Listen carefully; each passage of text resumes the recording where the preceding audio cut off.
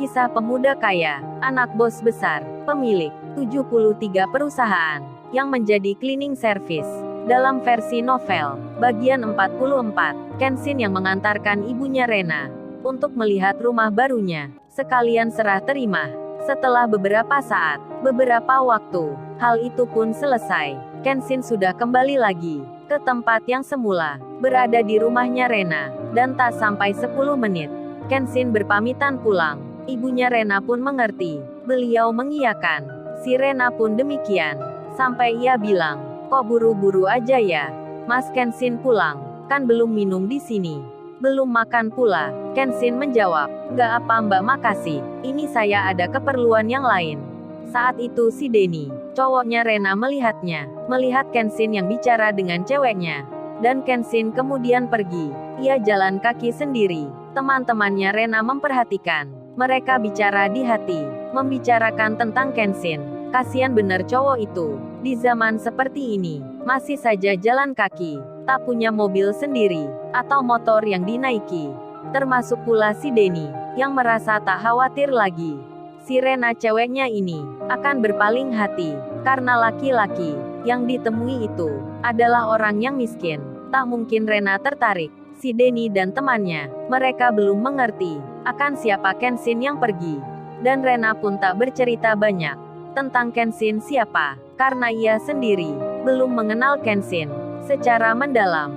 Si Rena hanya tahu Kenshin anaknya orang kaya, yang penampilannya sederhana, termasuk pekerjaannya. Dan Kenshin pun kini sudah sampai di jalan raya. Ia naik angkutan umum, hendak ke rumahnya Kaori. Meski saat itu sudah hampir jam 9 malam. Tak berselang kemudian, setengah jam pun terlewat, Kenshin sudah tiba di pintu gerbang perumahan. Ia pun berjalan menuju rumahnya Kaori. Ketika sampai di pintu pagar, ia tak langsung menekan bel rumah, karena dilihat saat itu ada mobil yang parkir, seperti ada tamu. Dan benar saja, ia melihat lelaki yang dijumpainya kemarin, yang saat bersama Iwan. Laki-laki itu lagi duduk di teras depan, bicara dengan Kaori. Rupanya itu Alex, yang datang lagi ke sini. Dan si Alex pun tak sendiri. Ia bersama ayahnya, yang tak lain temannya Pak Henry, sedang bicara di dalam. Pak Henry pun sebelumnya tak bisa menolaknya. Kedatangan temannya, yang hendak bicara tentang perjodohan anaknya. Begitu pula istrinya, yang kini juga sama. Mamanya Kaori pun bingung tentang Alex yang kesini, yang ingin mendekati Kaori. Dan Kaori sendiri, ia kini di luar, sedang bicara sama si Alex. Kenshin yang melihatnya, tak sampai hati mengganggu. Apalagi baru saja dilihat pula, ayahnya laki-laki itu keluar bersama Pak Henry, sedang bicara suatu hal. Kenshin yang datang, tak jadi masuk ke dalam. Ia tak menemui Kaori, apalagi ini pertama kalinya ia ke sini kembali setelah ayah dan mamanya Kaori mengetahui dirinya. Kenshin khawatir nanti ia disambut berlebihan, dan Kenshin pun memutuskan ia akan kembali saja, tak mau mengganggu tamu yang ada di rumahnya Kaori. Kenshin kemudian ke jalan raya lagi. Ia berdiri menunggu angkutan umum. Setelah 10 menit berlalu, mobil angkutan itu pun belum juga terlihat. Langit di saat ini pun sudah nampak mendung sekali. Dan benar saja, tak berselang lama, rintik hujan pun turun. Gerimis telah datang.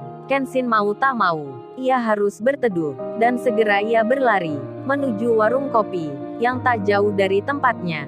Kenshin memesan minuman. Ia memutuskan menunggu sampai hujan reda. Lalu kemudian, karena tak ada yang diajak bicara, Kenshin membuka handphonenya. Ia mengirim WhatsApp ke Kaori. Kenshin itu menulis, "Lagi di mana ya Kaori?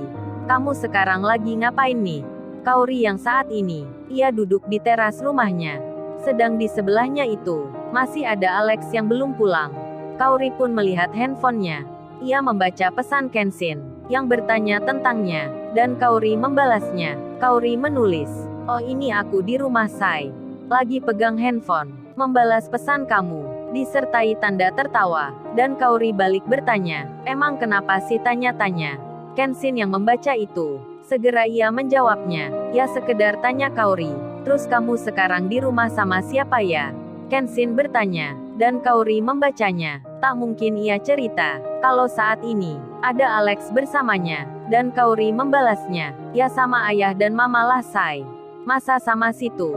Kan gak mungkin ya. Kaori bercanda, disertai gambar tertawa. Dan Kenshin menjawabnya, ya aku tahu Kaori. Kalau kamu sama ayah dan mamamu.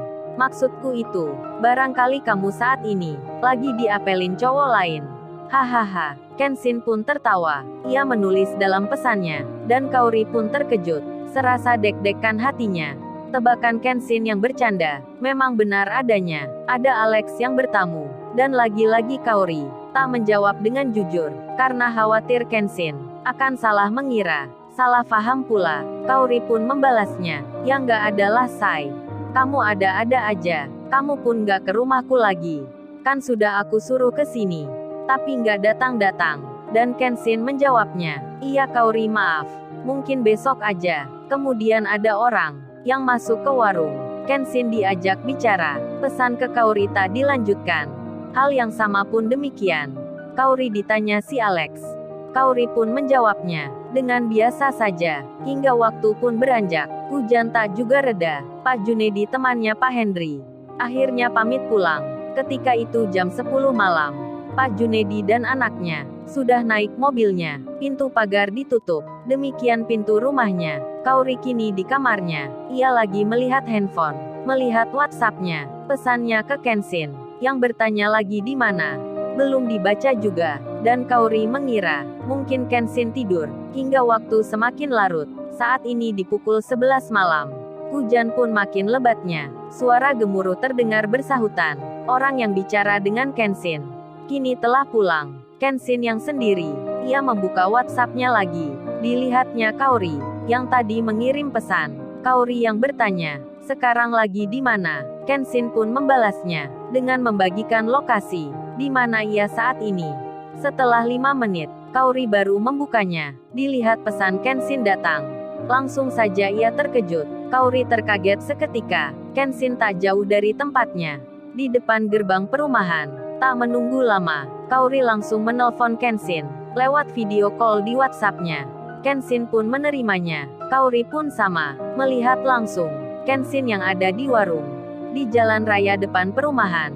Kaori pun bertanya, "Lo say, kamu ini dari mana? Kok di situ sih kamu?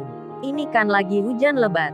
Malam-malam pula say." Kaori nampak khawatir, penuh perhatian ke Kenshin. Dan Kenshin menjawabnya, aku tadi dari rumah kamu Kaori. Tapi aku melihat kamu, ada tamu di rumahmu. Kamu pun bicara dengan seorang pria. Aku nggak mau mengganggu. Jadi aku memutuskan untuk pulang saja. Tapi malah aku di sini. Masih terhalang hujan. Kaori yang mendengar itu, terkaget seketika. Ia pun tak mengira, Kenshin tadi ke rumahnya, melihatnya bicara dengan si Alex itu. Kaori pun merasa bersalah. Tak menunggu lama, Kaori bilang, "Say kamu tunggu di situ ya. Aku mau ke sana. Aku mau jelasin ke kamu." Kaori dengan cepat-cepat, ia keluar kamarnya. Dengan kondisi hujan yang lebat, Kaori pun akan menuju ke tempatnya Kenshin. Lalu, bagaimana kisah selanjutnya? Subscribe channel ini untuk episode berikutnya. Terima kasih.